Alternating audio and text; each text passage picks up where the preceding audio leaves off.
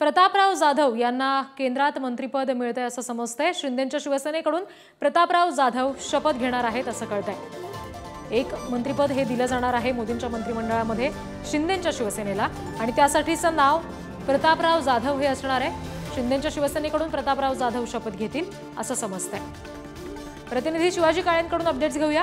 Shivaji, Prataprao जाधवांना phone आलेला आहे का पीएमओ कडून, ज्याच्यामुळे आपण ठामपणे म्हणतोय की शिंदेंच्या शिवसेनेकडून जाधव शपथ घेतील आणि कुठलं मंत्रिपद मिळण्याची शक्यता सध्या वर्तवली जात आहे?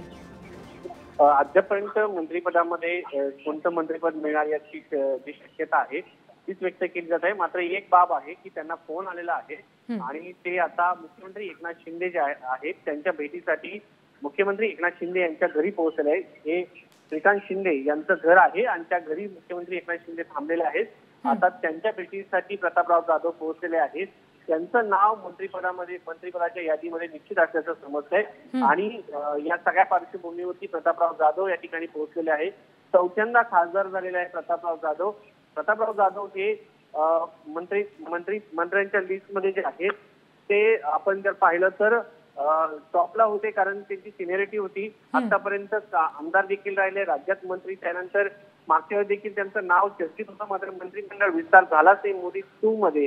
आता तिसऱ्यांदा त्यांना न्याय मिळताना पाहायला मिळतोय आहे, कारण बुलढाणा मतदारसंघातून येतात आणि त्यांना मोठ्या मतांनी ते पुन्हा एकदा विजयी झाले होते आणि रस्सीकेस होती तिरंगा बारणे आणि त्यांच्यामध्ये। मात्र या सगळ्यामध्ये प्रतापराव जाधव यांनी बाजी मारलेली